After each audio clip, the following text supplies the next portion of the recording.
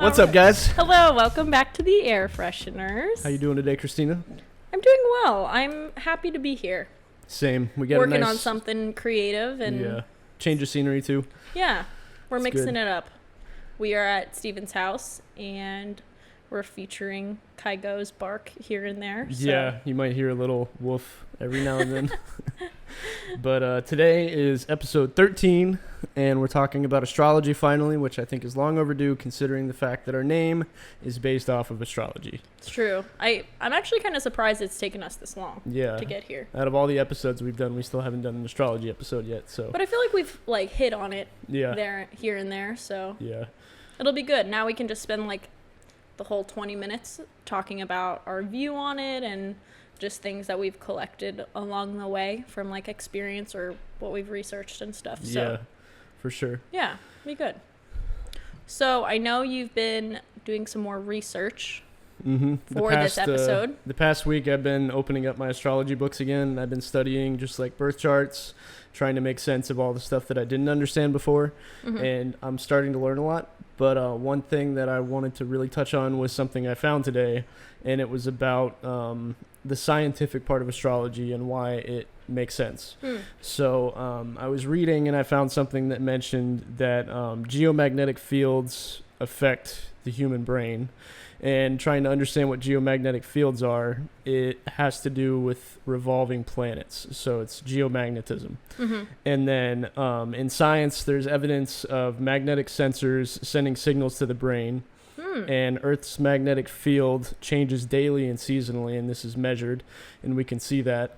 And the magnetic fields affect alpha brain waves, and there's tons of evidence that say that alpha brain waves affect personality traits. For sure. So that's just the tip of the iceberg, and it goes a lot more in depth than that, but it just goes to show that there is some science backed behind what's happening with the planets and how it's affecting us as humans on the Earth.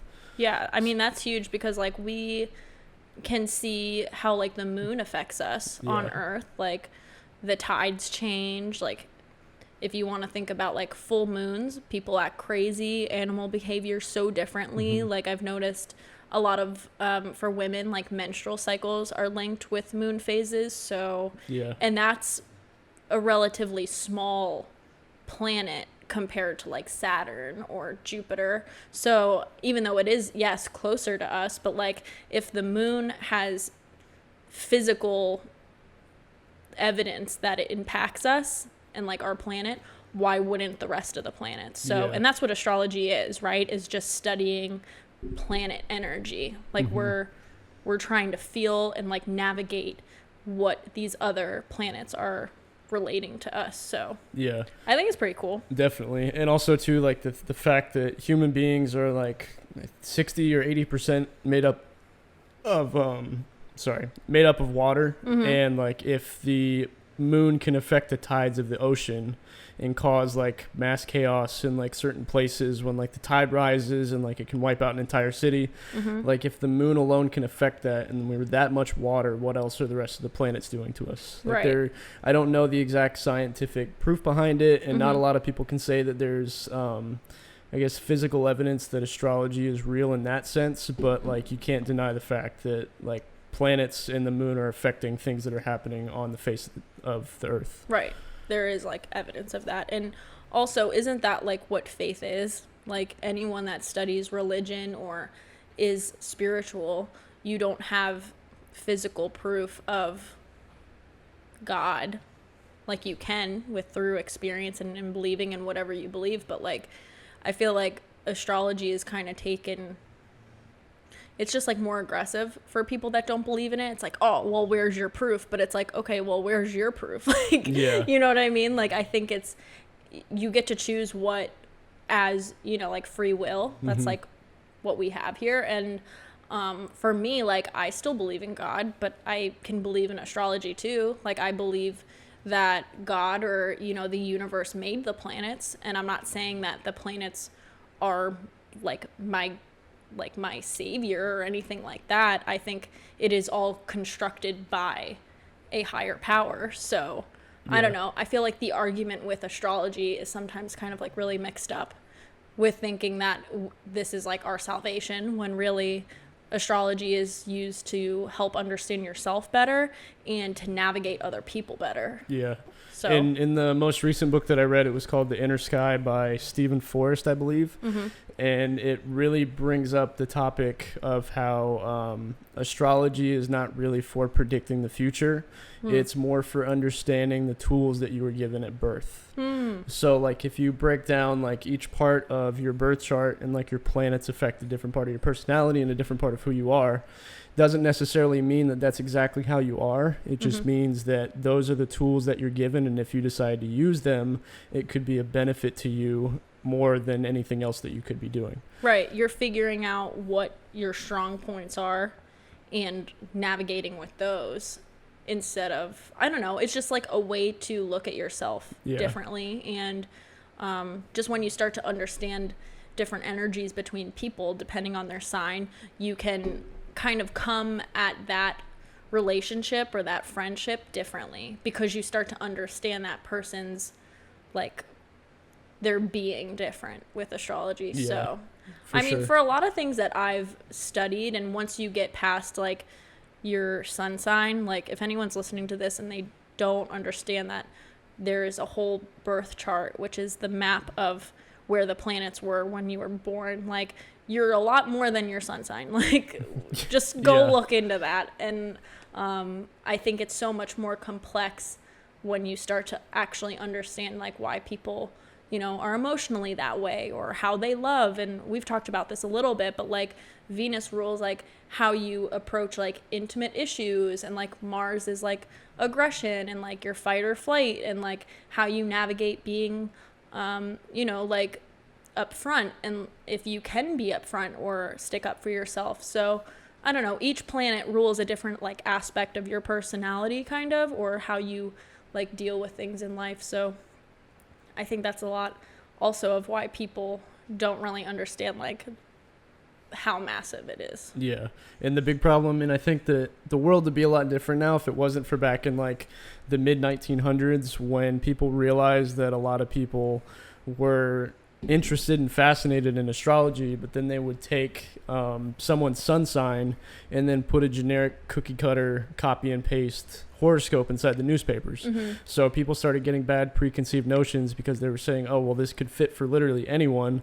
But that type of astrology, that wasn't even really astrology. That was commercialized astrology to make money and to be popular inside magazines. Right. So, like that was just like a fade of like a new age movement, especially in the, like the 70s and 80s. I think it was just like used for entertainment purposes. And we're kind of seeing a new wave of that as well with like, you know, meme culture and like astrology being so present now more than I feel like it's ever been. People get it. Like I feel like most people understand like their sun, moon, and rising sign. So yeah, which is cool. Like I like that people are actually like understanding it. If you talk to like certain astrologers or some people that study it, they're just like, oh, like everyone thinks they're an astrologer, but like isn't that the point? Like don't you want people to understand like who they are? Yeah, you know? Yeah. And I think, too, that people don't really understand how deep astrology really goes back into, like, the roots of history. And I was reading another book, I think it's called The Fated Sky, and it says that the earliest found birth chart to ever be recorded was back in, like, 410 BC. Wow. Like, it goes way, way, way back. So people say, oh, well, that's, like, old age stuff. But at the same time, though, there's so much old age stuff that's resurfacing now and is being proven to, like, help, like, for example, meditation. And so, like, we're going back to all of these things in history that have been passed down since the beginning of time. There has to be some kind of substance to astrology. Yeah, I mean, that's how people were able to, like, navigate was with reading the stars. And, I mean, this, like you said, it dates back a lot further than most like religions do. And I mean, if you like even get into like astrology history, like the reason it has a bad reputation was when the whole wave of like Christianity and Catholicism started, that was considered like paganism, and like it was still, it had that rep of being like satanic or whatever. Like a lot of Catholics still believe that it's satanic, but meanwhile you go to major like big cathedrals and you can see freaking like the astrology signs within the murals and all of this different stuff, or like, you know, like the birth symbol, like the the chart, like how the birth chart looks, Yeah. like the circle, it's within their drawings and their culture. And it's like, how are you going to sit here and like deny it when this is what your religion was rooted on? Like, how did they find Jesus? Was like by navigating the stars. Like, Yeah. I don't really think that it's all this like negative, that it was like told, like that's what people were told like hundreds of years ago, that it was like, you know, satanic and shit like that. But it was just like a way to control people once again. So we won't get into that though. Yeah, we'll avoid that one. We'll save that. I had this like, so I've been reading, this is one of my favorite like beginning astrology books. I actually lent it to Steven like a year ago. It's called Astrology 101 by Kathleen Sears.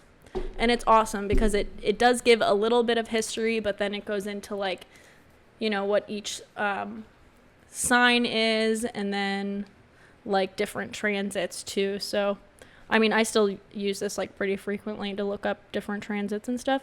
And one part of it, actually, I wonder if I have it in here. I think I underlined it. Let me see. It was talking about like the history of astrology, or like why we use it today, like the main purpose. And it's kind of just to like back up what we've been saying. I guess I should, oh, here it is. Okay. So astrology can't really predict what happens to us in a day-to-day life because it deals with trends, not minute-to-minute occurrences. In other words, astrology examines patterns that prevail in our lives, opportunities or gateways that are made available to us. Astrology is the highly effective way of interpreting our individual realities. The study of astrology increases our awareness and knowledge of ourselves and of people around us to empower us, which is really like what you just said. Yeah. It's not about like predicting your future. That is not what astrology is. Mm-hmm. And that's where people get mixed up. It's like, oh, you're trying to read the future. It's like fortune telling work, but it's not. Yeah, except for the commercialized versions of it. But when you really get down to the root core of like what astrology is and how it can be used to benefit you, you start to realize that all of the fortune telling stuff falls away, and there's a much deeper understanding to it. And people that have been doing astrology for 20, 30 plus years, like there's just too much to it to be able to say that it's just a coincidence. Yeah. Like, and I know you were mentioning earlier, like the conjunctions of like Saturn, Pluto. I think Saturn conjuncting Pluto, and how much that affects like world events. Yeah, I mean, world events are like, this is such a prime time to be talking about this because in January we had a huge alignment. It was the Saturn-Pluto conjunction, and what that means is that both Saturn and Pluto were next to each other in the universe. And what those planets symbolize is, so like Pluto has a bad rep. It's like destruction, transformation, and the sign that goes along with Pluto is Scorpio. So each sign has a planet that goes with it. So Pluto is ruled by Scorpio.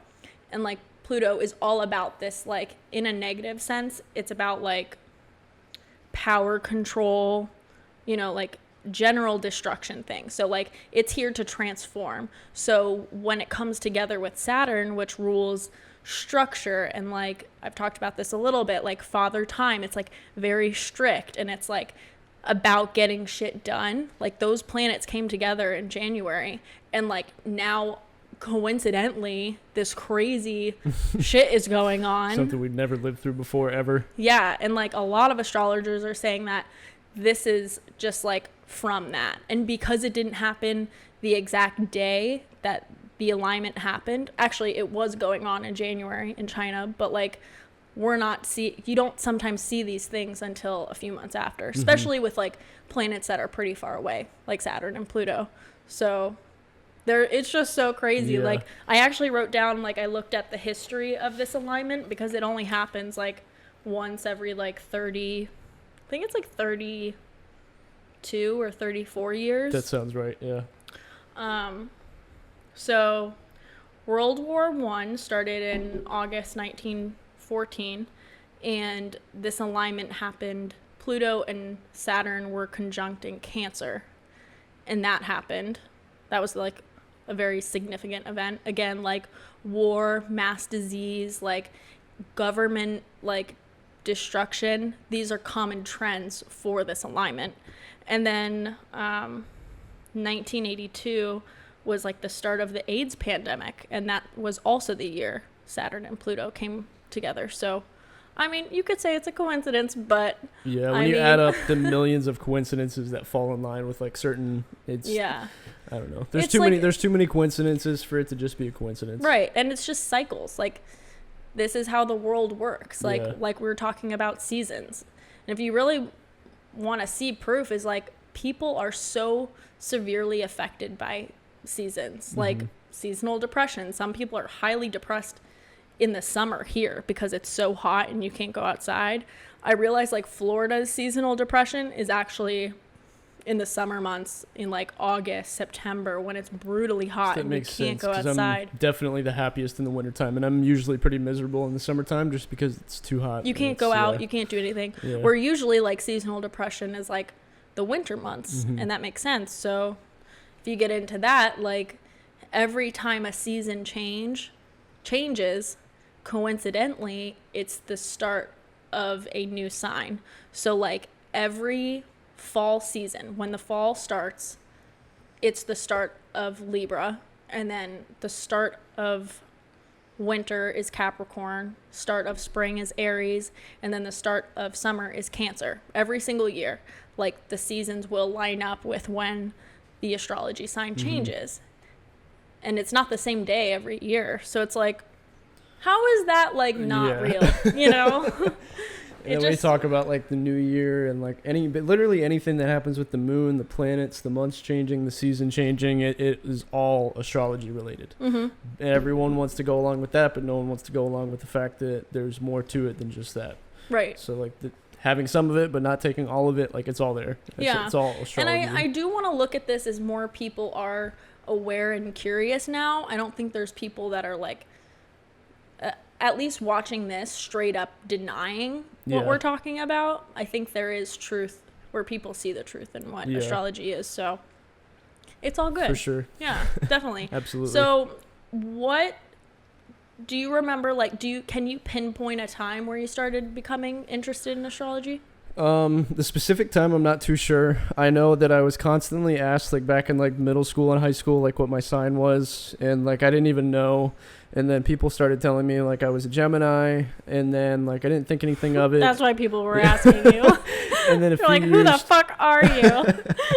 And then a few years passed, and then I remember like certain girls that like I was talking to, like I remember specifically asking them like what their sign was, and then I would look up like the compatibility between like a Gemini and like a Libra, or the compatibility between like a Gemini and a Capricorn, and then I would read that, and I didn't really think much past that. And then I think it was about a year ago, a girl that I started talking to, and then also you on top of that at the same time. The girl that I started talking to, she was like more into astrology than anyone I've ever known. And she completely started like just dissecting my birth chart. She was like sending me stuff about it. She wrote me out like papers of like what each thing meant. And she was just always having these super in-depth conversations with me about astrology.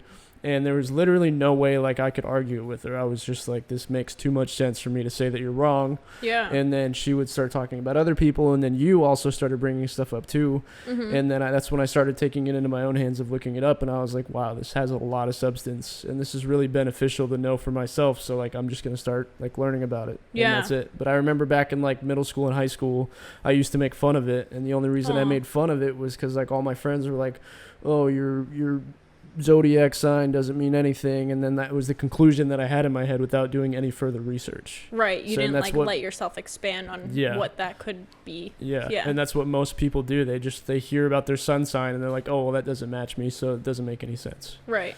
So no, that's pretty much like how accurate it is for everybody until they start like digging into what it means. And I remember the first time I got my chart read, actually a really great friend of mine, Sienna, got me more expanded in what astrology was. Like I remember just talking about it with my mom, and like you said, like looking for compatibility in sun signs. But in 2016 we did a huge road trip, and before that we were hanging out quite a bit in like April and May, and she had been reading charts for a few years, and she was like really into it. So I like credit a lot of like what made me intrigued from her, because like she explained my chart, and then I got my first reading that summer in 2016, and like you're just like, what? Yeah.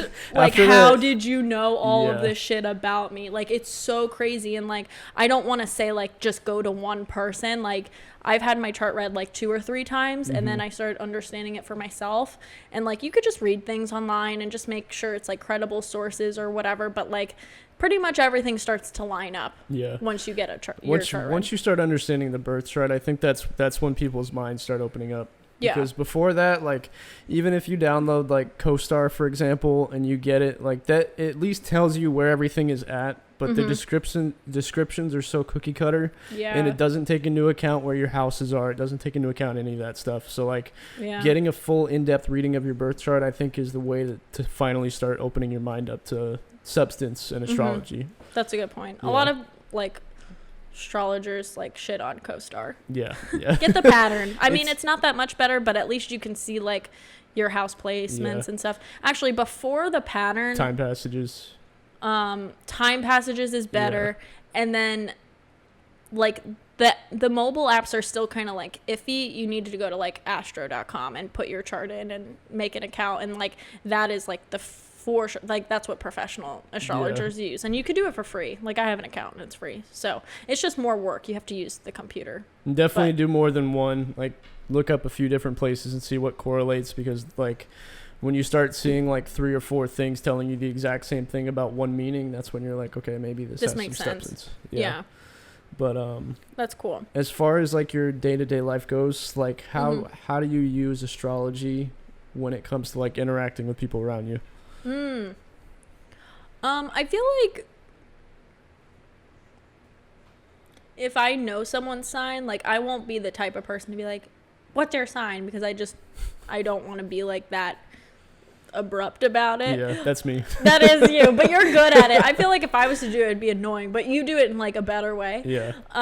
But like I kind of can sense, it's kind of a game I play. I like try to figure out what people are, and then if it just comes up in conversation, I'll like talk about it, and most people are like super intrigued. Like I have so many like just like random charts on what is it? Time passages. Yeah. I have like so many like lists of people, because it's just like good in conversation too, and most people that I talk to I think are like pretty open-minded. I think it just helps me like navigate where people are coming from. Especially if I know their chart. I'm like, oh, you're being a moody bitch today because blah, blah, blah. Because you have a Gemini moon? No, that's not it. Because I have a Gemini moon and I am not a moody bitch. I'm just like all over the place. So. Yeah. I can't believe you said Gemini moon, you asshole. Sorry, I had to. That was funny. But yeah, sure. So yeah, I think that just like, it does help internally. I don't feel like I'm like prejudging anybody if I know, well, maybe I am, but until they give me evidence of proof, I just go into conversations knowing something. So like, this is a good example. Sagittariuses like a little bit of competition, but once they feel like they're overpowered, they don't like that. So you got to give them a little bit, like, you know, fun, like sarcastic or like, but they are, I think they get like a little bit, like if they feel like too overpowered, then they get kind of like, like, you know, like it's like, I don't win. So, or they'll just like fight you to the end. And I have a few Sagittarius friends that are like that. Yeah. Or like we gave this example earlier, like if you have someone that's like a Cancer moon, you kind of don't want to come at them as harshly as someone that, and you can feel their energy. They're more nurturing. They're not like ballsy, or you know what I mean? Yeah. They almost feel like more gentle. So I think it just helps. Yeah, for Once sure. you start to understand the signs. And like if you want something done right and you want something done in like a very specific way, like I would personally go to a Virgo. Or if I want someone that's going to be like outgoing and like just have a good time to go out at night, it's probably going to be like a Sagittarius, an Aquarius, another Gemini. Or if I want someone that's going to like lead the pack and like do things right and like get shit done, it's going to be either a Leo or a Capricorn. Aries too. Yeah. Aries are pretty good And those are definitely all like generalizations, but when you look at the amount of generalizations that are usually right about that, like it, yeah, you start that's to see my personal perspective. Yeah, you see those like characteristics come out in people. So yeah, definitely some substance to it. So I mean, it's a slippery slope, and a lot of people say that it's been proven wrong, and a lot of people say it's been proven right. But it's like once you start getting into the nitty gritty and like the details of like a birth chart and placements, it's really, really hard to say that there's no substance to it. Yeah. So I feel like from here, if anyone is interested, like any of the books we recommended, what were the two that you said? The one that I'm reading right now, it's phenomenal. It's called The Inner Sky, and it's so basic and so generic, or not generic, but it's so simple, but it's the best like book to start your foundation of understanding what like the houses mean, what the planets mean, what the signs mean, what like just everything means, and then building off of that. Cool. And then me and you are both working on that workbook. Oh yeah, Astrology for You. It's a big purple book. Yeah. And Astrology for Yourself. Oh yeah, Astrology for Yourself. Yeah. It's, if you're watching YouTube, it's on here. You can get it on Amazon, and it lets you break down your entire birth chart and go through what everything means in a whole workbook. I bought that for myself like 2 years ago, and I just rediscovered it in my closet, and I was like, oh my god, this is awesome. Good timing. Yeah, it was so good. Yeah. So also like just something to do during quarantine. Yeah. I mean, what else do you have to do other than like scroll on TikTok and Instagram all day? Yeah, learn about some astrology. Yeah. And then again, one more time, the book that I read from a little earlier, just because I love this book so much, it's Astrology 101 by Kathleen Sears. So good. Just awesome. A few tips. And then there's also a link I'm going to put in the description. And it's basically like an entire argument for astrology, backed with like all the science, all the references, all the resources, just something worth it to take a look at for yourself. Take it from there. Nice. So that's awesome. Yeah. I'm excited to build on this conversation. Yeah, we'll see where we go from here. Yeah, for sure. I'm glad we finally got to talk about astrology. Woo, me too. Thanks for listening, guys. Awesome. Bye. Thank you. See ya.